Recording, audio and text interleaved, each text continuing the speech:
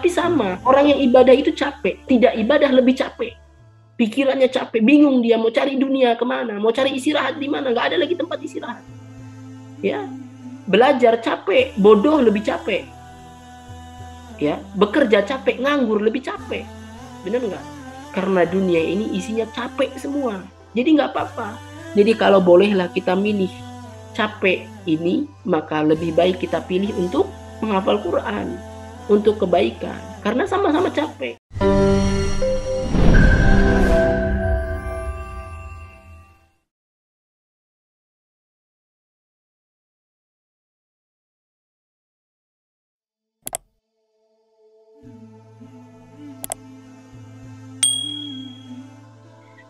Nah, golongan yang kedua, faminhum muqtasid, di antara mereka ada yang pertengahan, moderat.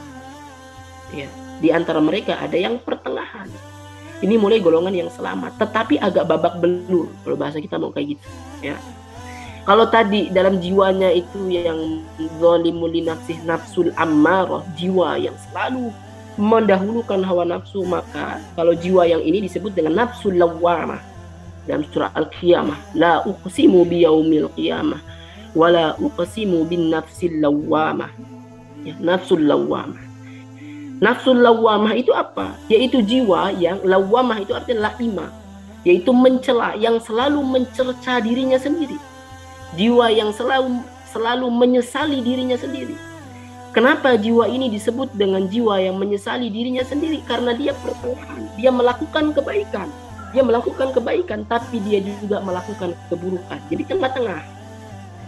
Dia penghafal Quran, dia semangat menghafal Quran, tapi di sisi lain kadang-kadang dia lalai juga sama Al-Qurannya. Kadang-kadang dia maksiat juga. Ingat lagi, menghafal Quran lagi, dia lalai lagi. Gitu ya. Ini orang yang selalu mencerca dirinya sendiri. Dia murojaah, tapi suatu waktu dia lalai karena futur, dia nggak murojaah, kemudian dia menyesal. Dia menyesal, dia marah sama dirinya sendiri. Ya Allah, kenapa ya saya bodoh banget sih? Kenapa kemarin saya tinggalin hafalan, sekarang hilang? Karena itu jiwa ini disebut dengan nafsul lawwamah, jiwa yang selalu mencerca dirinya sendiri, menyalahkan dirinya sendiri karena anggap dirinya selalu terjebak dalam keburukan. Ya, jiwa seperti ini bagus nggak?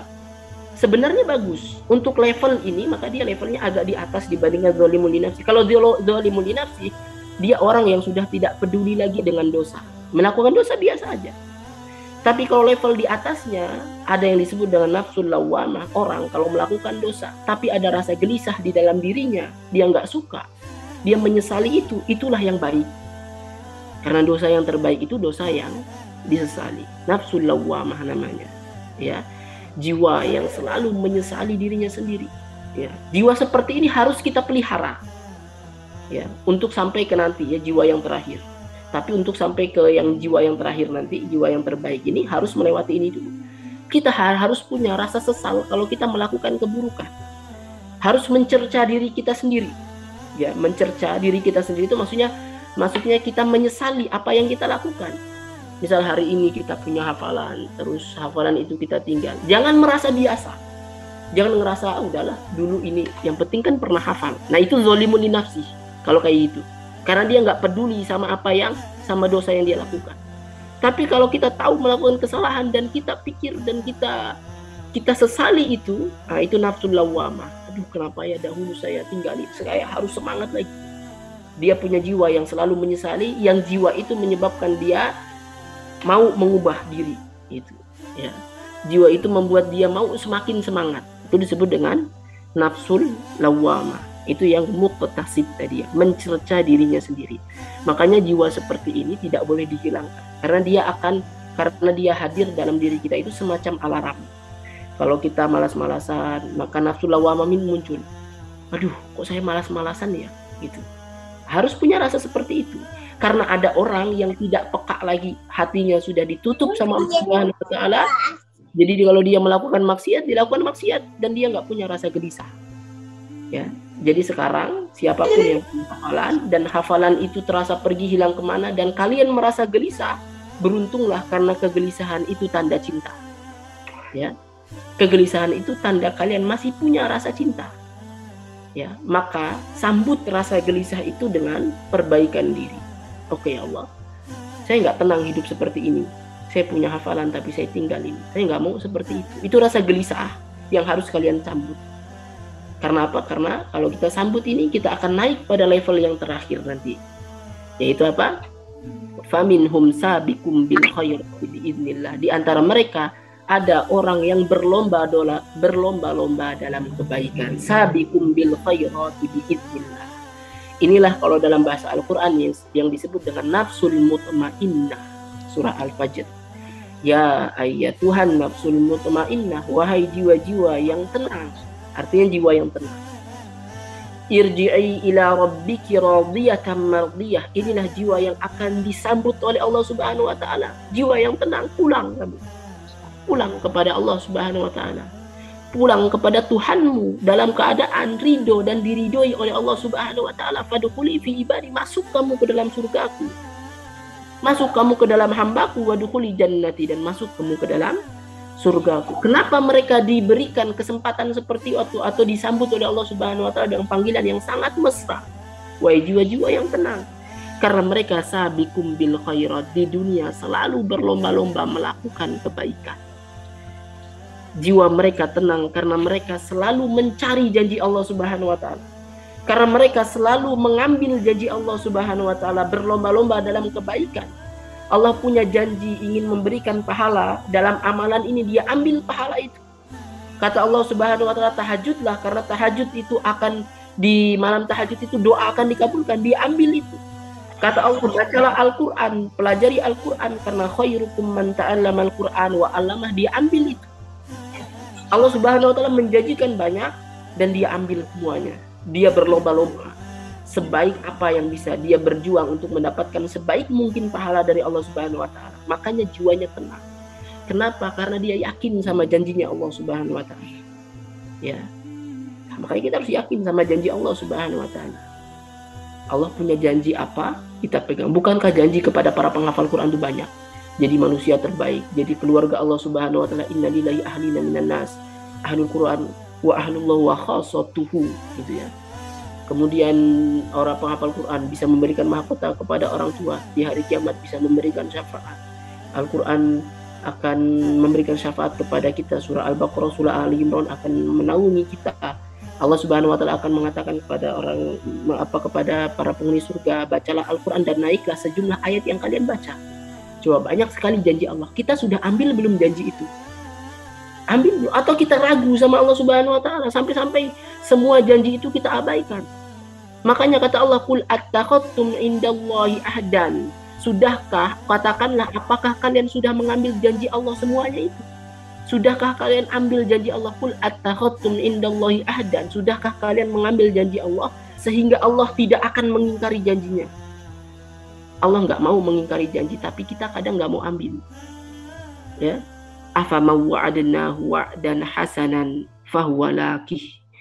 Apakah orang-orang yang kami janjikan dengan janji kebaikan dan dia mengambilnya, dia temui janji itu, kama mata'nahu mata'al hayatid dunya, sama dengan orang-orang yang bersenang-senang di dunia, menikmati dunia saja. Summa yaumal qiyamati muhdharun, tapi di hari kiamat mereka diseret ke dalam neraka. Sama nggak orang itu? Coba Allah nanya nih, sama nggak orang-orang yang kami janjikan kebaikan diambil janji itu dengan orang yang nggak peduli sama janji Allah tapi milih hidup senang-senang di dunia, padahal di akhirat mereka akan diseret gitu. Makanya hari ini kita ambil semua janji Allah Subhanahu wa taala supaya kita memiliki nafsul mutmainnah, jiwa yang tenang, tidak dihantui oleh dosa karena kita sibuk dengan kebaikan. Sabiqum bil khairat walikulli wijhatun wa muwalliha. Setiap umat, setiap orang itu punya sesuatu yang dia condong padanya. Fastabiqul khairat, maka berlomba-lombalah dalam kebaikan. Apa amalan yang kita condong, yang kita sukai? Berlombalah dalam amal itu. Sebagai penghafal Quran, berlomba-lomba siapa yang paling paham. Tapi bukan buat bangga-banggaan ya, tapi buat siapa yang paling banyak mengamalkan. Siapa yang paling banyak hafalan, silahkan berlomba untuk masalah itu. Siapa yang paling banyak tadabbur, silahkan berlomba. Karena itulah golongan yang ketiga, faminhum sabiqum bil khairat. Ini orang yang akan masuk surga pertama kali, derajatnya paling tinggi, masuk surga tanpa hisab. Karena tiada para ulama yang menghubungkan tiga golongan ini dengan tiga golongan di dalam Al-Waqi'ah. Faminhum zalimun li nafsih, itu digolongkan dengan Wa ashabu shimal, ma ashabu shimal itulah golongan kiri. Ada yang juga kemudian yang kedua faminhum muqtasid, moderat ini. Ashabul yamin, ma ashabul yamin, golongan kanan masuk surga tapi pas-pasan. Yang faminhum sabiqum bil khairat itu as-sabiqun as-sabiqun, orang yang duluan. Ya. Orang yang duluan. Yang as-sabiqun as-sabiqun masuk surga tanpa hisab, bi ghairi hisab. Yang ashabul yamin masuk surga tapi dihisab dulu. Ashabul shimal dia celaka. Walaupun ada yang menyebut juga tafsirnya yang paling banyak mengatakan, termasuk Ibnu Abbas, Aisyah mengatakan semua golongan ini pada akhirnya selamat. Faminhum dzalimun li nafsi, faminhum muqtasid, wa minhum sabiqum bil khairat, semuanya pada akhirnya selamat. Tapi kualitas selamatnya beda. Yang ini masuk surga tanpa hisab, yang tadi yang pertengahan itu masuk surga dengan hisab, yang dzalimun li nafsi masuk surga dengan rahmat Allah tapi setelah dibersihkan dahulu. Di mana? Bisa jadi di neraka. Dibersihkan dahulu. Ya. Makanya ayat ini luar biasa. Allah Subhanahu wa taala kemudian mengatakan, Allah ingin kita itu sabiqum bil khairat, berlomba-lomba dalam kebaikan, lakukan kebaikan secapek apapun. Ya, lakukan kebaikan secapek apapun karena dunia memang tepatnya capek. Karena itulah orang yang masuk surga, 2 ayat setelah 32 ini, kalimatnya adalah wa qalu alhamdulillahilladzi azhaba 'annal hazan. Ya. Inilah kalimat orang-orang yang akhirnya masuk surga. Mereka mengatakan, ya Allah, alhamdulillah, segala puji bagi Allah. Kalimat syukur. Ya Allah, terima kasih, kata mereka. Akhirnya adhaba annal hazan, setiap kesedihan yang kami rasakan di dunia berakhir juga. Ya, alhamdulillahilladzi adhaba annal hazan. Segala puji bagi Allah Subhanahu wa taala, karena sudah mengangkat kesedihan kami. Kenapa mereka mengatakan seperti itu? Kenapa mereka membahas kesedihan? Karena mereka tahu dunia itu tempatnya capek, tempatnya sedih. Melakukan kebaikan demi kebaikan itu capek. Menghafal Quran itu capek. Ya. Menghafal 1 juz, masih ada juz yang kedua, masih ada yang ketiga, sampai 30, selesai 30 harus menjaganya lagi. Murojaah pagi, besok murojaah, setiap hari harus murojaah, berhenti murojaah hilang hafalan. Seumur hidup harus murojaah, capek jadi penghafal Quran itu. Ya capek. Capek jadi penghafal Quran, capek melakukan kebaikan, tahajud, sholat, semuanya capek. Ya, makanya orang pas masuk surga dia bahas, ya Allah, akhirnya semua rasa capek itu, sedih itu hilang. Ayat selanjutnya, alladzi ahallana darul muqamati min fadlih la yamassuna fiha nasabu wa la yamassuna fiha lugub. Ya, di surga itu la yamassuna fiha nasabun. Kita tidak akan pernah, akhirnya hari ini kita tidak pernah tersentuh lagi sama rasa capek. Nasobun, satunya capek, satunya lugub, satunya capek fisik, yang satunya capek hati. Karena di surga itu sudah nggak ada lagi rasa capek. Ya, nggak ada lagi. Selamanya. Jadi hari ini nggak apa-apa, capek-capek aja di dunia ini, nggak apa-apa, capek-capek aja. Karena capek itu akan berakhir. Di surga itu nggak ada lagi capek. Dan itu sebenar-benarnya istirahat, nggak ada rasa capek. Kenapa saya bilang sebenar-benarnya istirahat? Karena di dunia seistirahatnya kita pasti akan capek. Orang yang capek bekerja, dia istirahat tidur. Nikmat tidur 2 jam, 3 jam, 5 jam. Coba aja tidur terus sampai 10 jam. Tidur lagi terus sampai 15 jam. Tidur terus sampai 20 jam. Capek nggak rasanya? Capek. Ya, kenapa? Karena seistirahatnya kita di dunia pasti ujungnya capek. Capek tidur, kita cari tempat istirahat dengan cara tamasya, rekreasi, pergi ke puncak. Pergi ke puncak sepanjang hari, 2 hari, 3 hari, 5 hari, 10 hari. Bosan, capek nggak? Capek. Capek rekreasi, pengen bekerja. Bekerja, capek juga ujungnya. Tidur lagi, tidur terus capek juga. Karena apa? Kemana kita mencari istirahat di dunia ini? Dunia tidak ada tempat istirahat. Ya. Dunia tidak ada tempat istirahat. Makanya kalimatnya yang dibahas di sini tentang capek, lelah, sedih. Karena orang di surga itu semua hilang. Hari ini memang capek. Menghafal Quran itu capek. Jadi sabiqum bil khairat itu capek. Ya, saya bilang juga capek. Hafal 30 juz, menjaga Quran, siapa bilang nggak capek? Capek, semuanya capek.